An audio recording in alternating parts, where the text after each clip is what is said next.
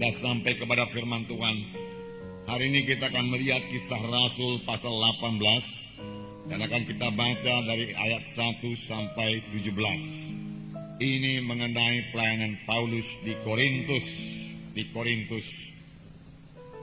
Korintus adalah kota di dalam jajahan Roma termasuk Eropa. Jadi kita melihat bagaimanakah Paulus melayani di Korintus yang masih asing kepada Paulus. Jadi Paulus tahu bahwasanya Roh Kudus menyertai dia dan dia maju terus mengabarkan Injil di Korintus walaupun dia telah mendapat banyak tekanan-tekanan di Athena. Sebab Paulus berangkat dari Athena menuju Korintus setelah dia melayani di Athena.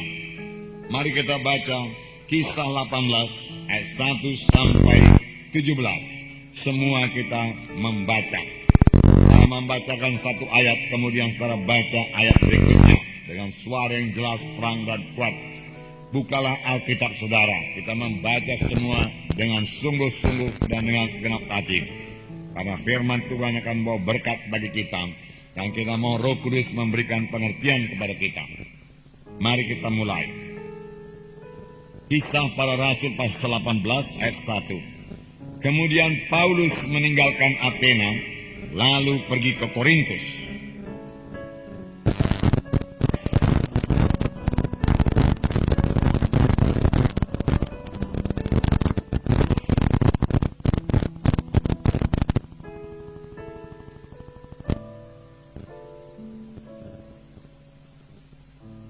Dan karena mereka melakukan pekerjaan yang sama, ia tinggal bersama-sama dengan mereka. Mereka bekerja bersama-sama karena mereka sama-sama tukang kemah.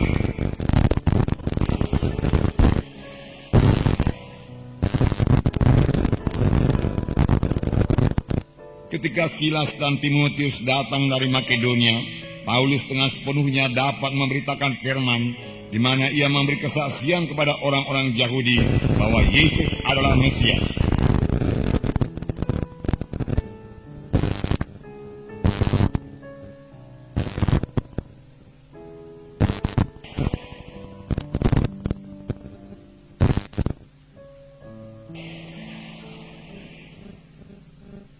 Maka keluarlah ia dari situ, lalu datang ke rumah seorang bernama Titius Justus, yang beribadah kepada Allah, yang rumahnya berdampingan dengan rumah ibadat.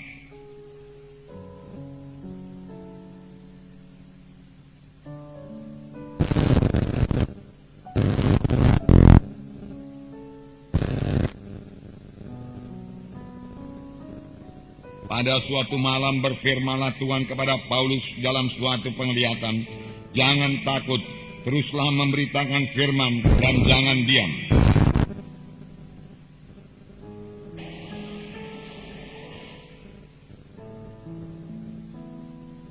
Maka tinggallah Paulus itu selama 1 tahun 6 bulan, dan ia mengajarkan firman Allah di tengah-tengah mereka.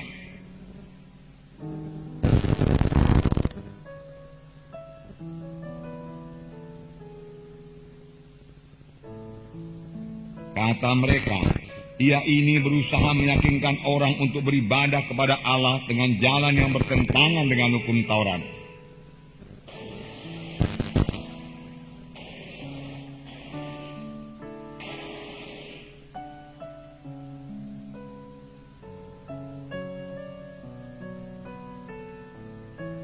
Tetapi kalau hal itu adalah perselisihan tentang perkataan atau nama atau hukum yang berlaku di antara kamu, maka hendaklah kamu sendiri mengurusnya, karena aku tidak rela menjadi hakim atas perkara yang demikian. Maka orang itu semua menyerbu Sostenes, kepala rumah ibadat, lalu memukulinya di depan pengadilan itu, tetapi Galio sama sekali tidak menghiraukan hal itu.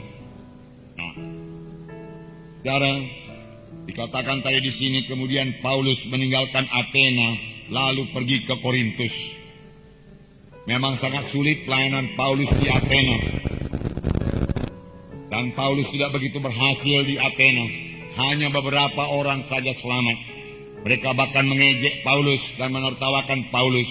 Oleh sebab itu Paulus mengambil keputusan untuk meninggalkan Athena dan berangkat ke Korintus. Kota Athena penuh dengan patung-patung dewa, penuh dengan kuil-kuil penyembahan berhala. Dan Athena ini juga banyak ahli-ahli falsafah yang sangat bangga dengan filsafat-filsafat mereka. Filsafat yaitu mereka dapat menerangkan sesuatu dengan perkataan yang tepat, yang enak kedengarannya, dan mereka sangat bangga dengan filsafat-filsafat mereka. Saya percaya saudara Sokrates salah seorang diantaranya berasal daripada Athena ini, saudara. Nah, kepada orang-orang yang demikianlah Paulus mengabarkan Injil. Karena Paulus merasa sangat sedih hati dan kasihan melihat mereka. Walaupun mereka mengatakan dirinya beragama, agama mereka, saudaraku, ada golongan Stoa, golongan Epikurus, dan lain sebagainya. Ya, tetapi itu semua tidak membawa mereka kepada keselamatan. Paulus merasa terbeban, Paulus merasa sedih, dan mengajak mereka untuk percaya kepada Tuhan Yesus sebagai Tuhan dan Juru Selamat mereka. Lalu Paulus saudaraku berbicara dalam majelis Areopagus mereka. Di Bukit Mars dia katakan, satu khotbah yang terkenal, saudara. Begitu baik khotbah tersebut, saudara. Tetapi hasilnya, saudaraku, tidak begitu banyak orang diselamatkan. Hanya beberapa orang saja selamat. Bahkan waktu Paulus mulai mengkhotbahkan mengenai Tuhan Yesus, kematian dan kebangkitannya, mereka menertawakan Paulus dan mengejek Paulus. Mereka mengatakan Paulus itu seorang pleter.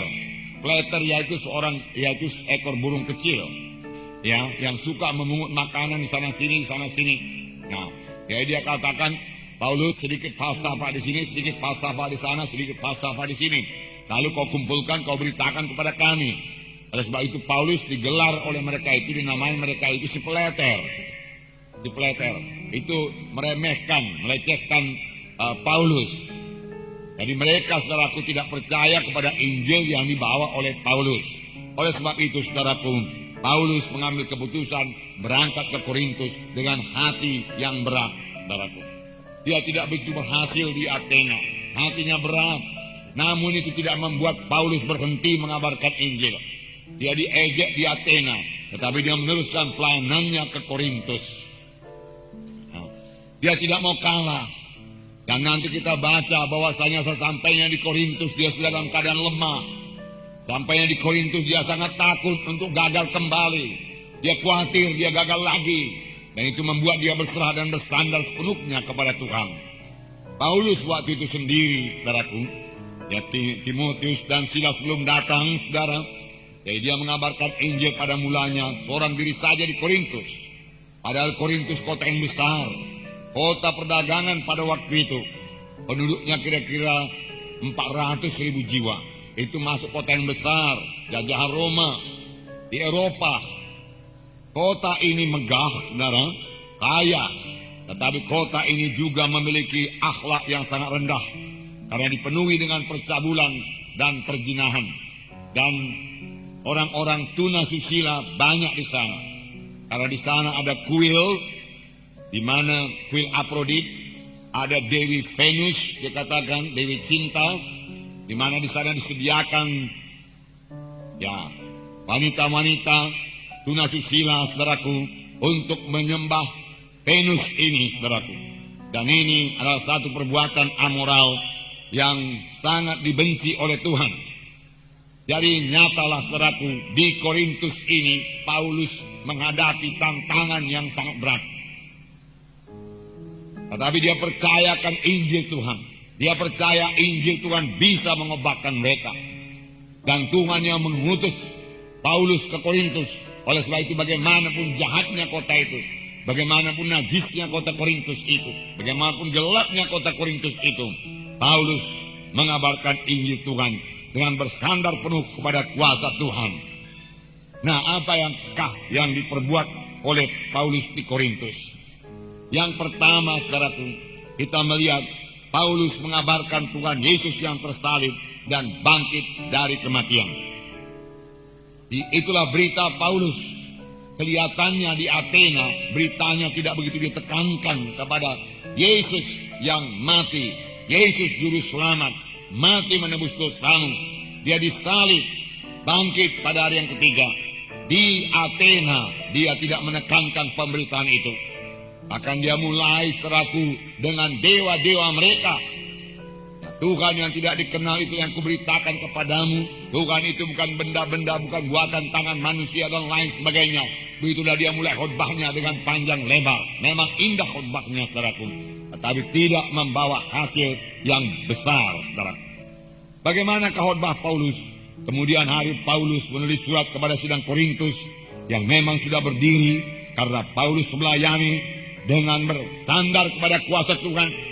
Dia tidak lagi bersandar kepada kekuatannya, kepada hikmatnya, tidak bersandar sepenuh pada kuasa Tuhan.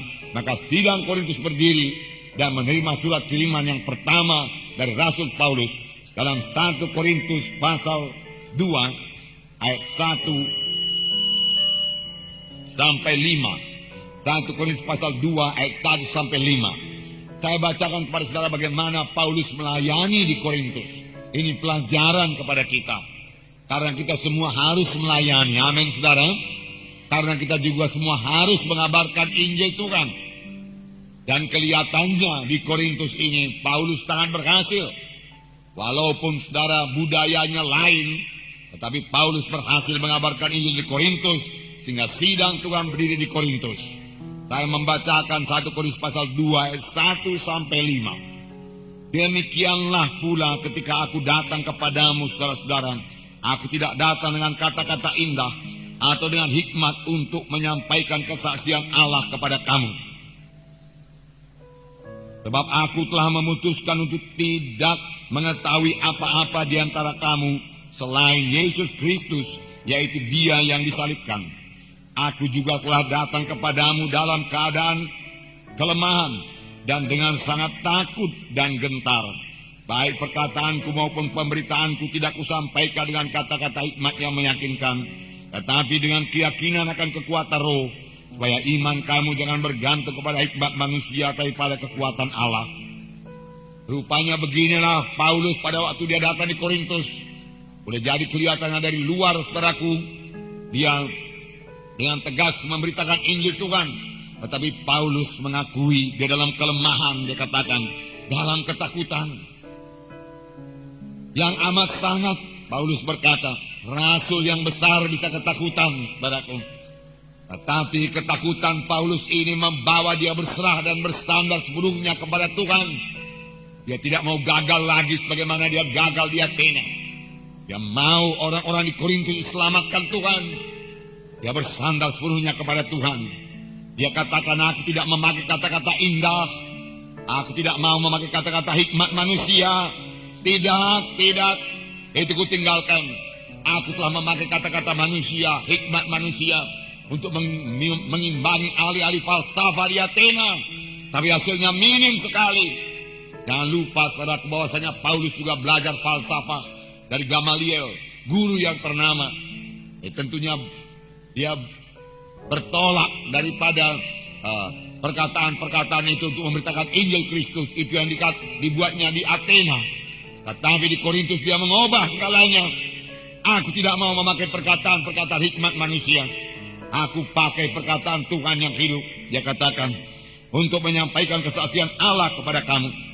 Dan aku pun sudah memutuskan tidak mau mengetahui apa-apa di dalam kamu. Aku hanya mau tahu apakah kamu sudah kenal Yesus apa tidak. Apakah kamu memiliki Yesus dalam hatimu apa tidak. Apakah kamu kenal Dia juru selamat itu yang telah datang ke dunia ini, anak Allah adanya, yang tidak pernah berdosa, yang lahir daripada perawan Maria. Kemudian Dia disalibkan, mati, dikuburkan, bangkit pada hari yang ketiga, Yesus hidup. Itulah yang akan ku ketahui di antara kamu, apakah kamu sudah mengenalnya atau tidak. Itu saja yang mau ku ketahui. Dan kalau kamu belum mengetahuinya, aku beritakan kepadamu, dia katakan. Paulus sangat sadar akan keterbatasan manusiawinya, akan keterbatasan pengertiannya secara manusia, sehingga dia dalam keadaan ketakutan. Sini dikatakan, aku telah datang kepadamu dalam kelemahan dan dengan sangat takut dan gentar. Paulus mengakui semua kelemahannya, tetapi dikatakan Baik perkataanku maupun pemberitaanku tidak kusampaikan dengan kata-kata hikmat yang meyakinkan, tetapi dengan keyakinan akan kekuatan roh. Sekarang ku tidak bersandar lagi kepada hikmatku, hikmat manusiawiku tidak, kepada kefasihan lidahku tidak lagi, dia katakan.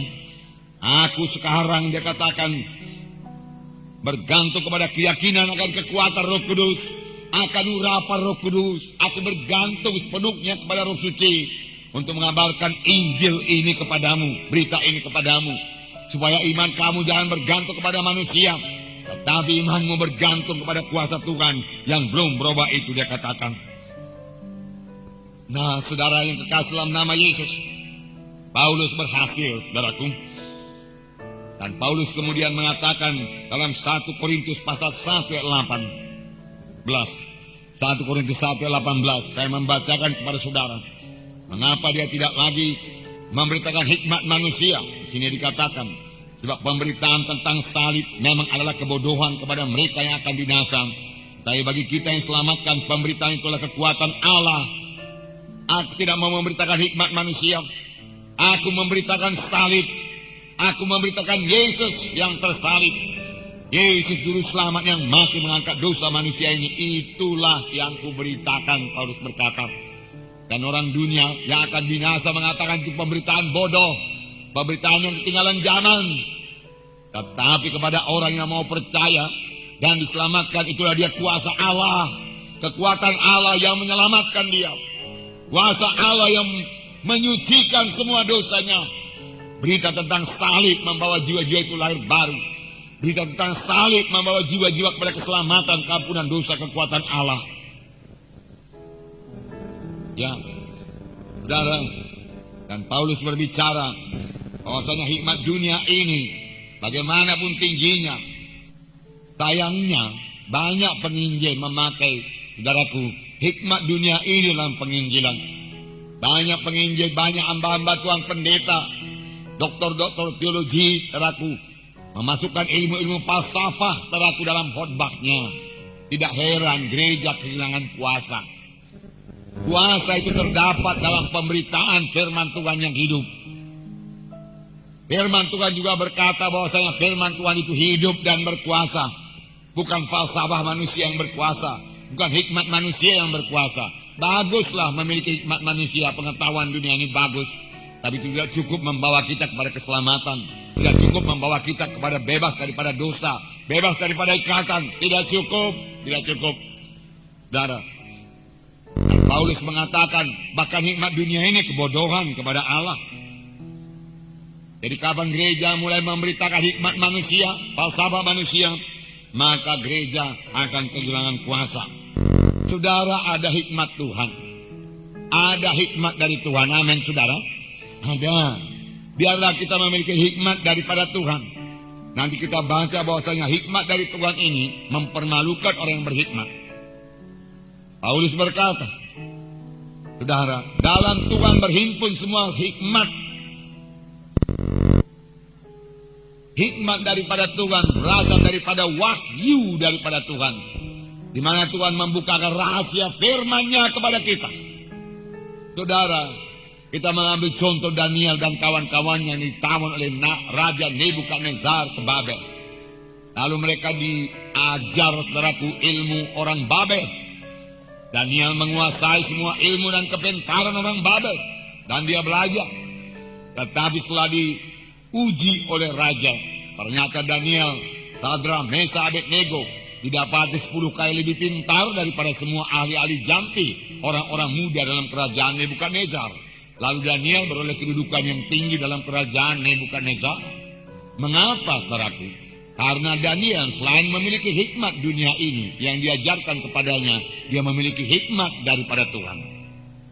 Pada waktu, saudaraku, segala ahli jampi, pemimpi-pemimpi, saudaraku, orang-orang Babel, saudaraku, tidak bisa menafsirkan mimpi Raja Nebukadnezar, Daniel tampil, saudaraku, dan berkata bahwasanya Tuhanlah yang mengartikan, menafsirkan segala mimpi, dia katakan.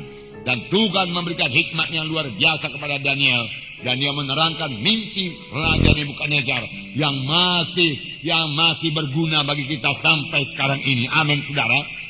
Karena saya percaya sekarang ini adalah kerajaan daripada tanah liat dan besi yang tidak bisa bersatu, saudaraku. Nah, saudara, kemudian datang satu batu gunung yang besar yang akan melanda. Dia katakan patung tersebut hancur lebur semua. Inilah dia akhir zaman kedatangan Tuhan Yesus, saudaraku. Kaki daripada mimpi raja di muka dia terbuat daripada tanah liat. Tanah liat dan besi yang tidak bisa bersatu. Tanah liat dengan besi tidak bisa bersatu, saudaraku. Nah, saudaraku yang kasih dalam nama Yesus. Pada waktu, saudaraku, Daniel, karena Daniel ikannya Tuhan umur yang panjang. Dia ikut dalam pemerintahan orang Kasdim, saudaraku, media Persia. Didapati juga bahwasanya Daniel itu, saudaraku, lebih pintar jauh daripada semua ahli-ahli dalam kerajaan media Persia itu, saudaraku, yang dibawa Darius, saudaraku. Mengapa? Karena Daniel memiliki hikmat yang daripada Tuhan. Hikmat yang daripada Tuhan. Marilah saya bacakan kepada saudara. Bahwasanya dalam Tuhan Yesus, saudaraku, kita ini bisa berubah. Dalam 1 Korintus pasal 1. Ini juga masih mengenai orang Korintus. Ayat 26 sampai 29. Ya. Sini dikatakan bahwasanya orang Korintus berubah. Ayat 26. Ingat saja saudara-saudara bagaimana keadaan kamu ketika kamu dipanggil. Menurut ukuran manusia tidak banyak orang bijak. Menurut ukuran manusia tidak banyak orang bijak. Tidak banyak orang yang berpengaruh. Tidak banyak orang yang terpandang. Puji Tuhan. Tuhan memanggil kita juga demikian ini, saudara. Tidak banyak orang yang bijak. Bukan berarti tidak ada, saudaraku, ada. Bukan berarti orang bijak, orang berhikmat dunia ini tidak bisa selamatkan Tuhan. Bisa. Sepanjang dia, saudaraku, mengakui bahwasanya hikmat duniawinya itu tidak bisa membawa dia kepada keselamatan. Lalu dia mulai mengakui hikmat daripada Tuhan. Bisa selamat. Namun firman Tuhan berkata tidak banyak. Pujilah Tuhan, saudaraku. Tidak banyak yang berhikmat. Ada, tapi tidak banyak. Yang banyak orang-orang sederhana. Karena Tuhan juga berkata, marilah kamu sekarang letih dan beban berat, aku memberi sentosa kepadamu. Orang-orang sederhana ini yang banyak letih, berbeban berat, dan dialah yang menjawab panggilan Tuhan. Orang yang berhikmat dunia ini dan kaya dalam dunia ini, dia merasa tidak terbeban. Dia tidak memiliki beban yang berat, karena hati nuraninya telah dikeraskannya. Dia tidak memikirkan jiwanya. Dia pikirkannya sebatas dunia ini saja. Bisa hidup senang di dunia ini sudahlah, hidup baik-baik di dunia ini sudahlah. Lainnya serahkan kepada Tuhan. Dia tidak memikirkan bahwasanya keselamatan itu perlu. Keselamatan harus dicari. Hingga bertemu dengan keselamatan dan bertemu dengan keampunan dosa untuk beroleh hidup yang kekal. Ayat 27. Tetapi apa yang bodoh bagi dunia dipilih Allah untuk memalukan orang-orang yang berhikmat. Nah, dan apa yang lemah bagi dunia dipilih Allah untuk memalukan orang yang kuat. Apakah artinya ini? Yang bodoh bagi dunia ini dipilih Allah untuk memalukan orang-orang yang berhikmat. Berarti orang bodoh itu berubah setelah dia mendengarkan Injil Tuhan. Amin, saudara. Berubah. Sehingga dia bisa bicara kepada orang yang berhikmat. Dan orang yang berhikmat itu heran. Sama sebagaimana Petrus berbicara kepada ahli-ahli Taurat, imam-imam. Dan itu heran, orang itu heran melihat bahwasanya Petrus bisa berbicara dengan jelas dan terang, dengan berhikmat, tidak bodoh lagi. Lalu mereka mengetahui bahwasanya Petrus itu pengikut Tuhan Yesus. Amin, saudara. Padahal sebenarnya dikatakan lebih dahulu Petrus penuh dengan Roh Kudus. Lalu mulai menjawab mereka. Rupanya hikmat Paulus itu datang daripada Roh Kudus. Amin, saudara. Memang anak-anak Tuhan yang dipenuhkan dengan Roh Kudus sungguh-sungguh beroleh hikmat Tuhan. Oleh sebab itu mari kita semua penuh dengan Roh Kudus supaya kita beroleh hikmat untuk berkata-kata dan boleh menyaksikan Injil Yesus pada orang-orang yang belum diselamatkan. Nah, kemudian dikatakan banyak apa yang lemah bagi dunia dipilih Allah untuk memalukan apa yang kuat. Nah, puji Tuhan, saudara berkata, apakah ini berlaku bagi kelemahan badani? Saya percaya kelemahan badani pun ditolong oleh Tuhan. Tuhan mengkuatkan tubuh-tubuh kita yang fana ini. Roh Kudus menghidupkan tubuh kita ini. Sehingga kita yang lemah ini pun dikuatkan oleh Tuhan. Sehingga kita boleh mempermalukan orang yang kuat. Saudara, amin, saudara. Ya. Pada permulaan pelayanan ini, dalam pelayanan kami banyak orang sakit, terutama penyakit pada waktu penyakit TBC, orang yang sudah kurus, saudaraku, kurus kering, dan kami berangkat menginjil. Maunya saya ini, saudaraku, yang lemah-lemah begitu, yang sakit-sakit begitu, nggak usahlah ikut menginjil, sudahlah. Karena saya pikir jalan kaki nanti mereka tidak sanggup, kena hujan mereka tidak sanggup. Nyatanya mereka lebih kuat lagi daripada kami. Karena sudah disembuhkan Tuhan, mereka jalan terus, hujan pun jalan, pulang malam lagi. Saudara, tidak ada sesak napas. Saudara, mereka lebih kuat karena dalam kelemahannya mereka bersandar kepada Tuhan. Sama sebagaimana Paulus dalam kelemahan dan ketakutan itu membawa dia berserah kepada Tuhan. Dan Tuhan tidak pernah mempermalukan orang yang bersandar kepadanya. Amin, saudaraku. Pujilah Tuhan, saudaraku, puji Tuhan. Dan apa yang tidak terpandang dan yang hina bagi dunia dipilih Allah. Bahkan apa yang tidak berarti dipilih Allah untuk meniadakan yang berarti. Supaya jangan ada seorang manusia pun yang memegahkan diri di hadapan Allah. Jadi kalaupun sekarang Tuhan sudah memberikan hikmat pada saudara, muliakan Tuhan dengan hikmat yang saudara peroleh daripada Tuhan. Jangan ada seorang memegahkan diri di hadapan Allah. Semua datang daripada Tuhan. Ada di antara saudara yang sudah diberkati Tuhan, yang berkat materi. Dahulu tidak ada berkat demikian, sekarang sudah ada. Pujilah Tuhan, saudaraku, karena semua itu berasal daripada Tuhan, bukan karena kuat saudara, bukan karena gagah saudara. Biarlah tidak seorang memegahkan dirinya di hadapan Allah. Semua datang daripada Tuhan. Saudara sudah sehat, haleluya. Tanya Tuhan, untuk apa kesehatan saya ini Tuhan, saya pakai Tuhan. Tuhan, biarlah ini semua bagimu Tuhan. Pujilah Tuhan. Nah, Korintus berubah karena pemberitaan Injil Tuhan. Dipilih Tuhan orang-orang sederhana, kemudian orang-orang sederhana ini berubah. Bahkan lebih daripada itu, keadaan orang Korintus yang parah seperti saya katakan tadi, di mana mereka menyembah berhala dalam percabulan, dalam hidup dalam kenajisan, berubah juga. Mari saya bacakan dalam 1 Korintus pasal 6 ayat 9. Inilah keadaan orang Korintus. Ayat 9. Karena Paulus berkata, dahulu banyak di antara kamu begini, tapi kamu sudah berubah. Amin. Kalau dahulu kalian kita seperti yang saya bacakan ini, mari berubah sungguh-sungguh. Dan jangan pernah kembali kepada hal yang lama.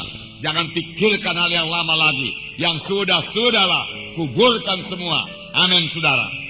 Oleh sebab itu saudara juga perlu dibaptiskan. Minggu depan ada baptisan.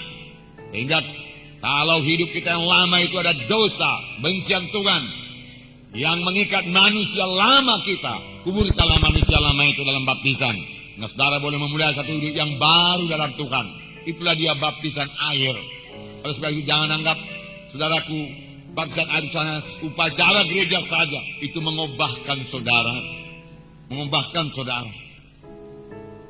Korintus pasal 6 ayat 9. Atau tidak tahukah kamu bahwa orang-orang yang tidak adil tidak akan mendapat bagian dalam kerajaan Allah? Jangan lupa dalam ayat 11 saya bacakan sebentar. Dan beberapa orang di antara kamu demikianlah dahulu. Jadi saya bacakan lagi ayat 9. Atau tidak tahukah kamu bahwa orang-orang yang tidak adil tidak akan mendapat bagian dalam kerajaan Allah? Rupanya tidak adil, tidak mendapat bagian dalam kerajaan Allah. Mari adil. Amin, saudara. Nah, orang-orang yang tidak adil tidak akan mendapat bagian dalam kerajaan Allah. Kalau selama ini kita kurang adil, mari berubah jadi adil. Amin. Adil itu karakter Yesus, saudaraku. Ya. Jangan pertahankan ketidakadilan itu. Jadilah adil. Kemudian dikatakan, janganlah sesat. Orang cabul, penyembah berhala, orang berzina, banci, orang pemburit, pencuri, orang kikir, pemabuk, pemfitnah dan penipu tidak akan mendapat bagian dalam kerajaan Allah. Ayat 11. Dan beberapa orang di antara kamu demikianlah dahulu. Jadi dahulu orang-orang Korintus ini banyak yang ikut dalam percabulan, penyembahan berhala dan lain sebagainya. Tetapi kamu telah memberi dirimu disucikan. Kamu telah dikuduskan Tuhan Yesus Kristus dan dalam roh Allah kita. Amin. Rupanya sepanjang kita sadar dan mau melepaskan semua dosa-dosa yang jahat tersebut, Tuhan mau menyucikan kita dengan darah Yesus dan menjadikan kita ini kejadian yang baru di dalam Tuhan Yesus. Amin. Oh, bermegah dalam Tuhan, saudaraku. Dan biarlah kita sadari supaya kita sungguh-sungguh meninggalkan semua dosa. Bahwasanya orang-orang cabul tidak mewarisi kerajaan sorga. Orang penyembah berhala tidak mewarisi kerajaan sorga. Walau dia orang Kristen. Walau dia menyebut nama Yesus. Bukan orang yang menyebut nama Yesus masuk dalam kerajaan sorga. Hanya orang melakukan kehendak Bapakku di sorga. Tuhan berkata. Banyak orang mau mengikut Tuhan Yesus. Mengaku dirinya orang Kristen. Tetapi tidak mau meninggalkan dosanya. Dia mau hidup terus dalam dosa. Enggak bisa lah, saudaraku. Firman Tuhan berkata. Ya. Tidak akan mendapat bagian dalam kerajaan Allah kecuali dia bertobat sungguh-sungguh. Karena ini kehendak daging. Karena kalau kamu hidup menurut kehendak daging, kamu akan mati kelak. Banyak orang suka agama, suka dia peraturan-peraturan agama orang Kristen ini. Tepat, baik dia katakan. Tapi dia tidak suka kalau diajak hidup suci. Kalau diajak meninggalkan penyembahan berhala, dia nggak suka. Kalau diajak meninggalkan adat-adat penyembahan berhala, dia nggak suka. Tapi kalau dikatakan berbahagialah kamu, oh dia suka. Katakan kamu bebas daripada kutuk dosa menerima berkat Abraham, dia suka. Kamu akan menjadi berkuasa, tidak menjadi kepala dan tidak menjadi ekor, dia suka. Dia mau. Aku datang supaya domba itu beroleh hidup yang berkelimpahan, dia mau. Segala yang dipegangnya akan berhasil. Dia mau, dia mau. Berikan sama aku Tuhan 2 kali ganda, urapan. Oh dia mau, urapan dia mau. Tapi kesucian bagaimana? Apakah dia juga mau kesucian? Aku mau kesucian Tuhan. Aku mau menyangkal diriku. Yang dikatakan penyembah berhala, ya, orang berzina, pemabuk, banci, pemburit, pencuri, orang kikir, pemabuk, pemfitnah, dan penipu. Dan penipu tidak akan mendapat bagian dalam kerajaan Allah.